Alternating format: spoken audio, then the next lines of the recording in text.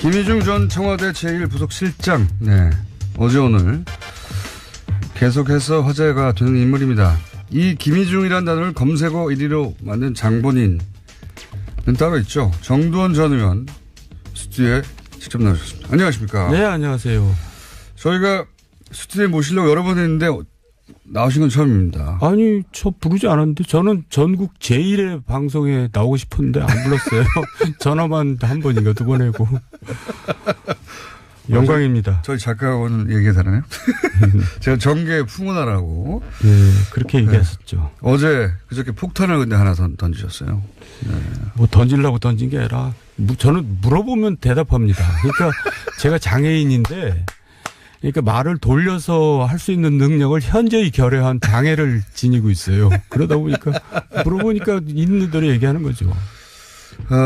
우선 김희중 씨하고 MB의 인연 그리고 역할은 어떤 것인지 좀 정리를 한번 해 주시죠. 그게 97년부터라고 언론에서 보도되고 있던데.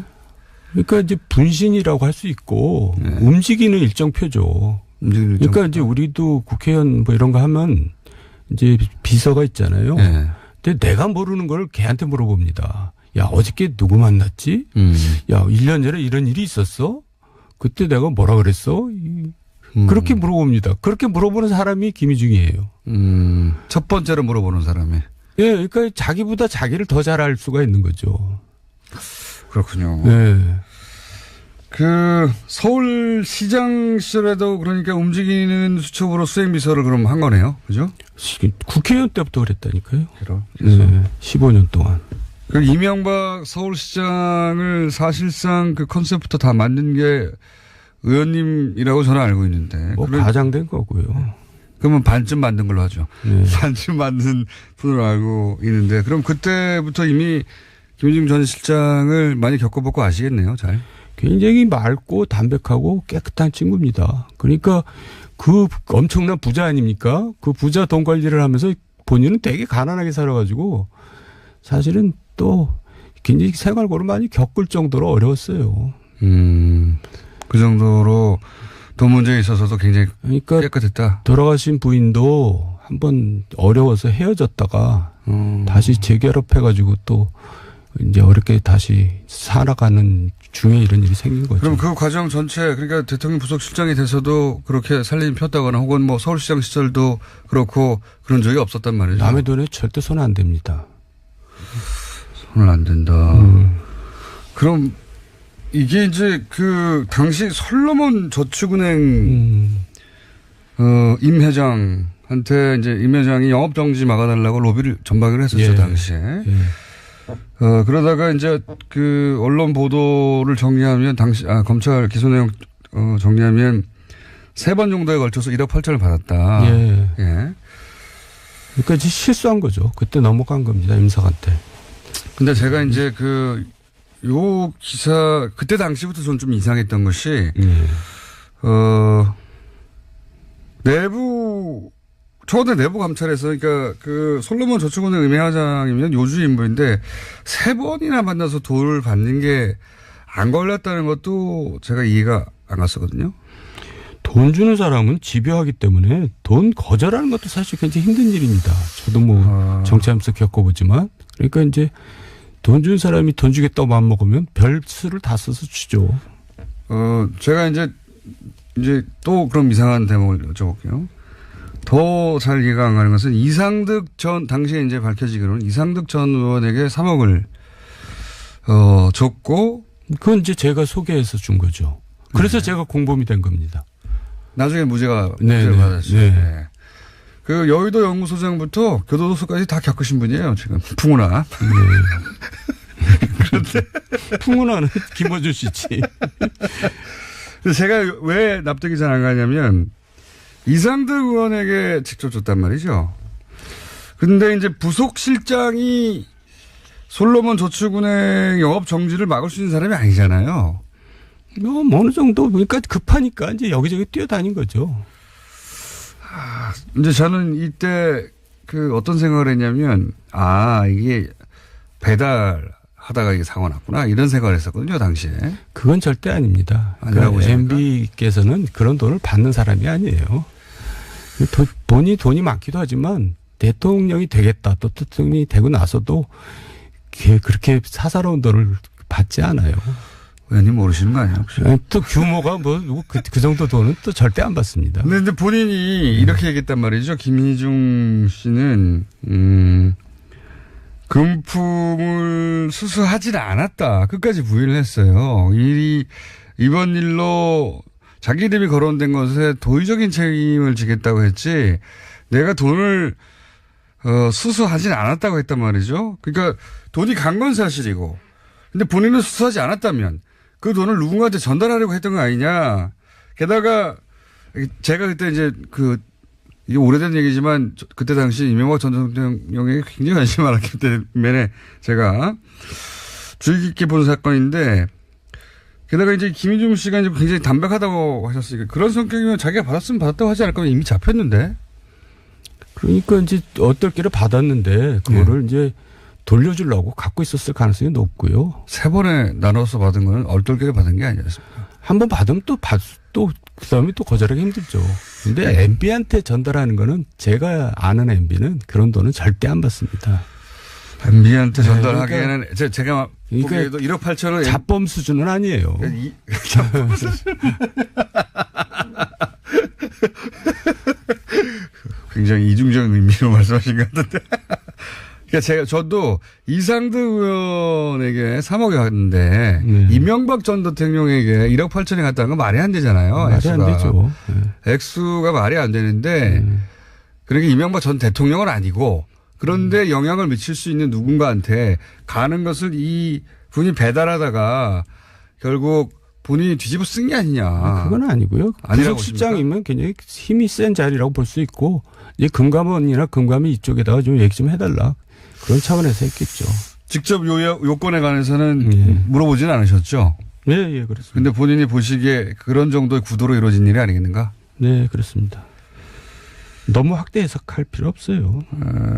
그거는 그렇습니다. 그래요. 저는 이게 또 특이한 게 그렇게 저는 생각이 안 들어준 여러 가지 이유가 있었는데 본인이 돈을 받지 않았다고 이제 끝까지 부인한 사람이 항소를 안 했어요. 네. 네.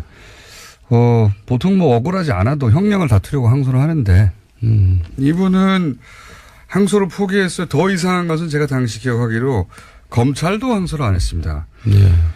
이건 권력의 뜻이다. 제가 그때 그렇게 읽었는데. 그러니까 사면을 기대했겠죠. 빨리 임기가 이제 곧 끝날 때니까 빨리 종결 지어가지고 이제 대통령으로부터 사면을 받고 싶었겠죠. 그런데 자기가 돈을 받았는데 자기가 잘못했는데 대통령이 사면해 줄 거라고 기대하는 거는 어불성설이잖아요. 아니 근데 최시중 천신일은 사면 받았거든요. 그건 이제 이명박 전 대통령이 그분들과의 관계 때문이 아니라 그러니까 제가 정리해 드릴게요. 네, 그건 어떻게 된 건가요? 그럼? 사실 이상득, 최시중, 천신일, 김희중이 이제 들어가 있었는데 천신일, 최시중은 왜 사면했냐면 위험한 인물이라고 저는 판단합니다. 위험한 인물. 네, 이명박으로서는 좀 두렵죠. 이 사람들이 이제 어떤 일을 할지 모르니까. 그런데 김희중 부서실장까지 사면하면은 자기한테 굉장히 부담되거든요. 김희중 부서실장이 더 위험하다면서요? 입을 열면. 그렇죠. 아니 근데 김희중을 굉장히 착한 사람이니까 우습게 본 겁니다. 그러니까 실수를 이제 이명박이 대통령께서 실수를 한 거고 그 당시에 제가 아는 사실 또 하나는 이상득도 사면하려고 했어요. 그때 구치소 안에서 제가 이상득 씨가 전화하는 걸 들었는데 막 화를 내면서 나를 왜 사면하냐. 난 무죄다.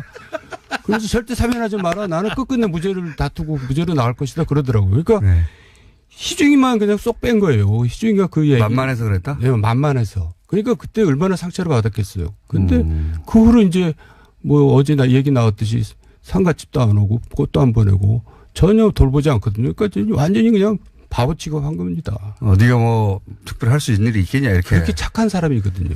그러니까 그냥 우습게 하는 거죠. 이런 건 아니었을까요? 저는 이제 그때 당시 어떻게 생각했냐면 이거는 이제 배달을 하다가 죄를 뒤집어 썼고 그리고 항소하지 않고 조용히 있으면 그때가 대통령 선거 시절이거든요. 직전이에요. 2012년 11월. 대선 끝나고 마지막 사면 때 그때 해결해 줄게 이런 약속을 했는데 들어가서는 그냥 내버려 둔 겁니다. 사면 안 해주고. 그래서 그런 가운데 이제 말씀하셨듯이 부인이 자살하고 약속도 지켜지지 않고 배신감이 컸겠죠. 근데 제 말은 자기가 먹었는데 감옥 면회를 오지도 않을 뿐만 아니라 이제 부인 장례식에도 오지 않았다. 이게 아니라 안 먹었는데 아예 본인은 계속 안 먹었다고 주장한 거 있잖아요. 안 먹었는데 누군가의 대타로 갔는데 사면시켜 준다고 했다가 이거 완전히 버려버린 거죠. 부담되니까. 그러니까 지금 김원주 씨는 집요하게 이제 거기에 대해서 집착을 하시는데 네. 저도 사실 팩트는 모르죠. 네. 근데 아닐 것 같다. 제가 아는 MB는 그런 잡범은 아니라는 거죠. 그러니까 MB한테 간 건 아닌 것 같아요. 근데 그 정도. 또 딴 사람일 수 있다? 네. 그 주변에 누군가한테 간 것 같다. 그건 제가 모르죠. 자, 일단 요 이야기는 저의 당시의 소리였는데 이 중에서 그러면 출소 후에 이명박 전 대통령에게 이제는 이제 다 끝났잖아요. 전입이 됐고 본인도 나왔고 그러면 이명박 전 대통령이 그때는 정치적으로 부담돼서 그랬을지 몰라도 나중에는 챙겨줄 수 있지 않습니까? 그러니까 정치적으로 부담스러워한 겁니다. 이제 돈 받고 들어가서 살다 나온 친구를 내 옆에 두면은 내가 기스 날 것 같으니까는. 다 끝냈는데 그래도 대통령도 아닌데. 그러니까 되게 옹졸한 거고 좀 이기적인 거죠. 그게 뭡니까? 그 이후로도 그럼 안 챙겼어요? 전혀. 그리고 김희중 자체가 이제 실망을 해서 아예 연락도 안 했죠. 김희중이 찾아가서 도와달라고 그러는 얘기 나오는데 그러지 않았습니다. 김희중 자체가 얼씬도 하지 않았어요. 쳐다도 안 봤습니다. 그쪽으로 쳐다보지 않겠다. 예, 내가 그랬어요. 가서 인사라도 드리지 그러냐 그랬더니 에이 됐어요. 뭘 인사를 해요. 안 갔습니다. 이미 이제 마음이 거기서 끊어진 거죠. 끊어진 것이다. 네. 하하, 참. 배달사고인지, 그러니까 이명박 전 대통령이 직접 받았을 리는 없고 액수 작고 하지만 주변 누군가로 가던 돈이었을 수도 있다고 저는 보는데 거기까지는 잘 모르시겠고.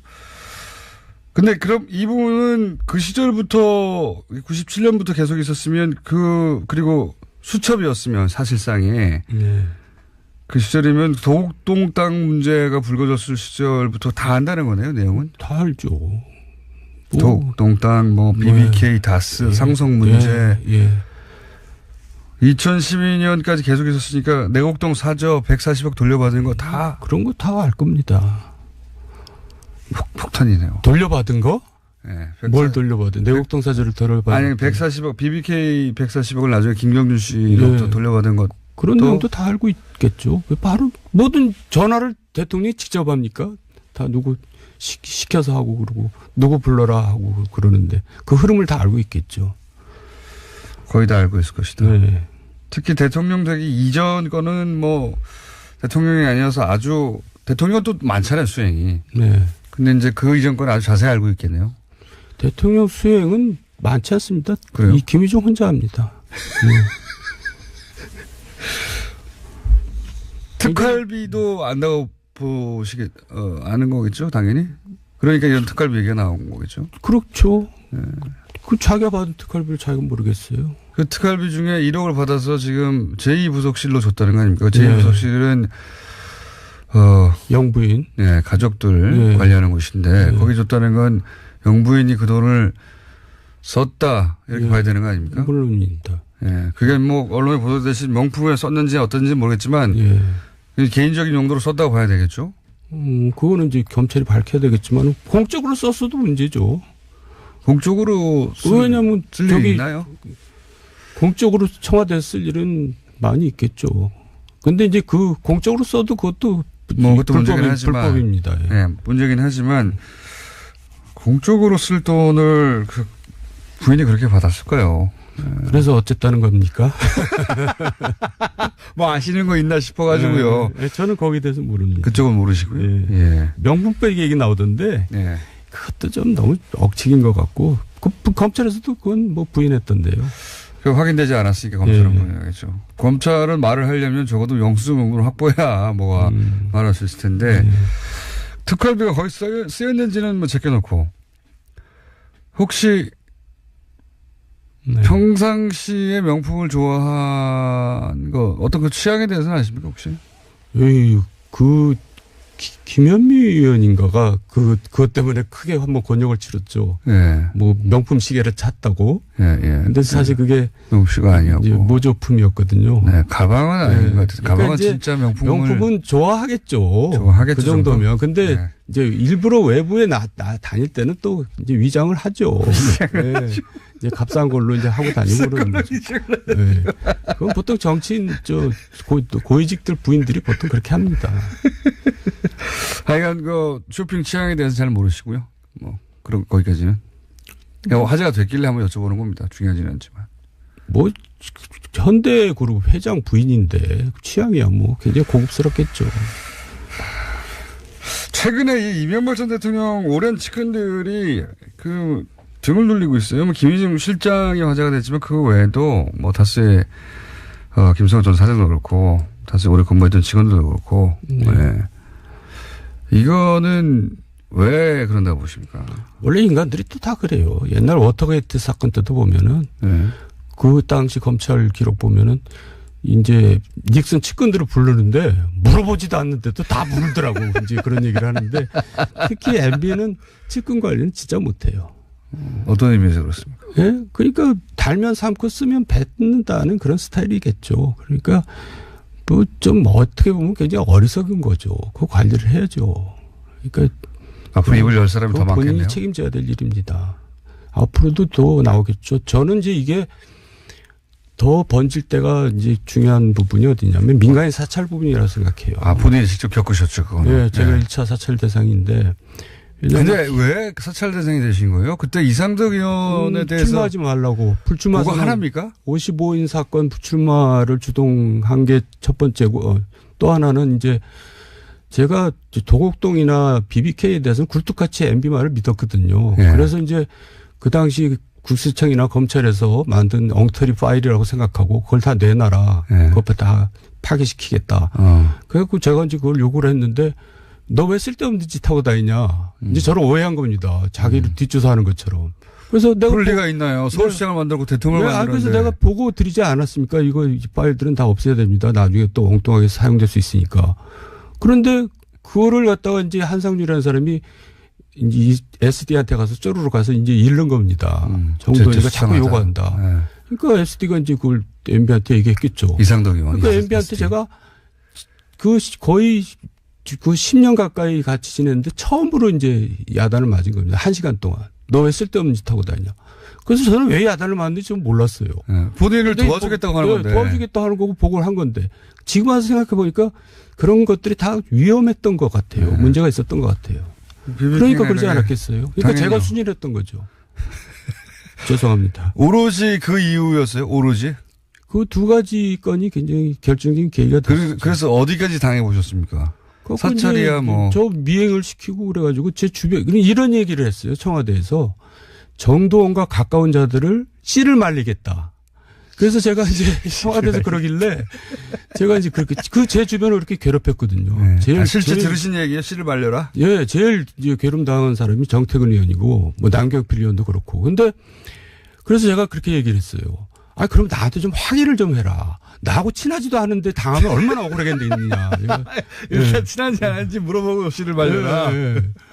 그렇잖아요. 그렇죠.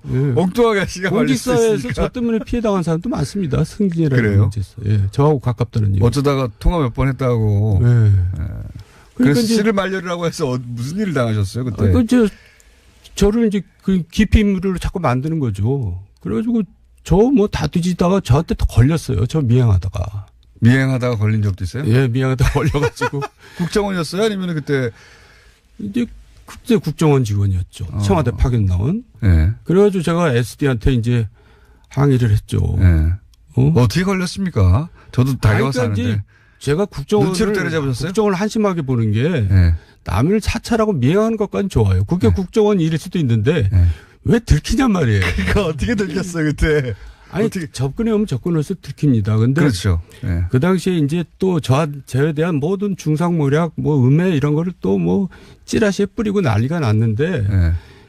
그 중에 이제 어떤 얘기가 들어왔냐면 그 자료를 주간지 월간지 기자들한테 주면서 기사를 쓰라고 한 거예요. 네. 근데 주간지 월간지 기자 중에 저를 좋아하는 사람이 있잖아요. 그걸 저한테 알려준 겁니다. 그 제가 확인을 해봤더니 사실이에요. 그래서 이상덕한테 쫓아갔죠. 갖고 이게 무슨 짓들을 하는 거냐 도대체.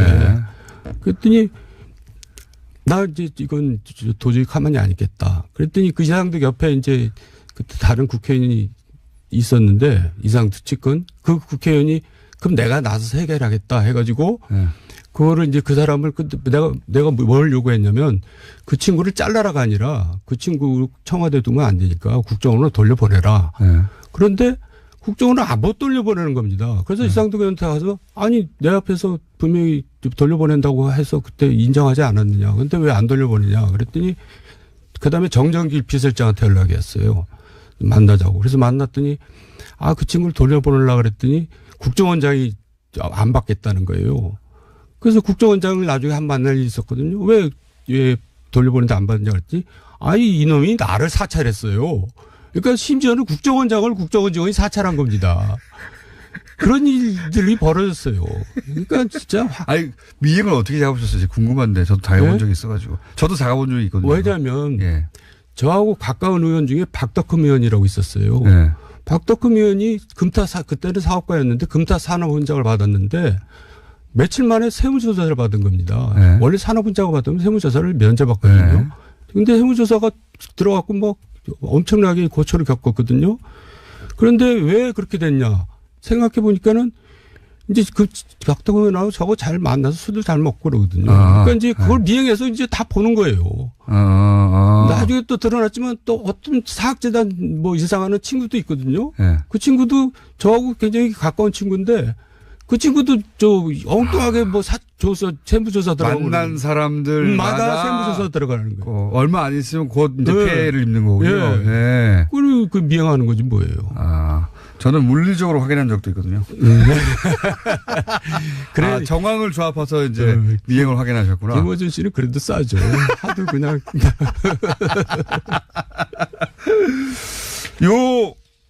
사찰도 한번 터질 것이다 보시는 거군요. 문제가 왜 터져야 되냐면 전 터져야 된다고 보는데 박근혜 정권에서 블랙리스트가 문제가 됐잖아요. 근데 이거는 가장 악랄한 블랙리스트입니다. 민간인 사찰은 악랄한 블랙리스트. 왜냐하면 이명박을 비판하는 자들은 분야를 막론하고 지휘고하를 막론하고 블랙리스트 수준이 아니라 그냥 이제 사찰을 하는 겁니다. 그러니까 이제 총리실 공직윤리지원관실에 있는 멤버들 다 영포 라인이거든요. 영포 라인들. 영일포항. 그러니까 이제 그 라인들이 뭉쳐가지고 이제 정권을 호위한다고 그런 짓들 벌렸는데, 근데 그런 짓만 해서 또 다행이에요. 그런 자들이 또 뭘 했냐면 각종 공공기관에다가 이권청탁, 인사청탁을 합니다. 그래서 그걸 안 됐잖아요. 그러면 그 사람들 또 사찰해가지고 압력을 가하고 쫓아내고 그러는 겁니다. 그러니까 이거는 무슨 깡패 악당, 무슨 불안당 정권이죠. 그걸 묵인한 사람이 묵인했으니까 그런 일이 벌어질 거 아니에요. 이명박 전 대통령. 이명박 대통령은 이제 소위 말해서 그 자들이 이제 좌파 세력을 척결한다고 믿고 이제 그런 힘을 실어준 거죠. 아니, 정세현 의원이 좌파 세력은 아니잖아요. 최소한. 이명박 전 대통령. 자기를 비판하면 다 좌파 세력이죠. 비판하면 다 좌파 세력으로 몰았다. 그러면 여기서 터지면은 특활비도 터지겠지만 엄청 많이 남아있겠네요. 그죠? 네. 그래서 그 당시에 수석했던 사람들 또 그 당시 노동비서관이 이제 공직윤리지원관실을 지휘했잖아요. 그런 사람들 다시 또 문제될 걸요. 그때 엉터리 수사했잖아요. 완전 엉터리였죠. 호텔에서 불러서 30분간 수사하고 컴퓨터는 미리 다 디가우징 시켜버리고. 그렇죠. 그리고 또 그 국정원 특활비가 그 사람들 이제 재판받을 때 변호사 비용을 누가 댔겠어요. 그 변호사 비용으로 갔다는 얘기도 그 당시에 많이 돌았어요. 그 외에 혹시 앞으로 터질 분야들 좀 맥을 짚어주시면 또 어디가 있습니까? 글쎄요. 저 여기서 한 건 하고 가라는 얘기인데. 이때까지 나온 얘기 정리하신 거 말고 새로운 거 하나 툭 던지고 가세요. 그러면 이때까지 1분밖에 안 남았는데. 아니 이제 대통령 선거 과정에서는 별의별 일이 다 벌어집니다. 갖고 그렇죠. 당락에 영향을 미칠 수 있는 사건들이 또 생기거든요. 근데 이제 그런 거를 막고 처리하고 그런 역할을 제가 많이 했죠. 그래서 이제 근데 그게 이제 후유증이 남습니다. 대통령이 된다음에도. 그러니까요. 그 중에서 그 사람들이 또 나중에 와서 뭐 또 뭐 협박하고 이제 그런 일이 벌어지거든요. 협박하고 나중에 와가지고. 예, 그런 일에 이제 돈이 쓰였을 수도 있는데 그때 벌어진 일은 제가 죽기 전에 얘기하려고 그래요. 그러니까 김어준 씨 제가 죽을 때 되면 꼭 저한테 면회 오십시오. 제가 그때 얘기해 드릴게요. 그때까지는 못 버티실 거예요. 먼저 돌아오실지 모르겠는데. 제 말은 자꾸 괴롭히고 물어가지고 그때까지는 못 버티실 거고. 그 얘기를 하면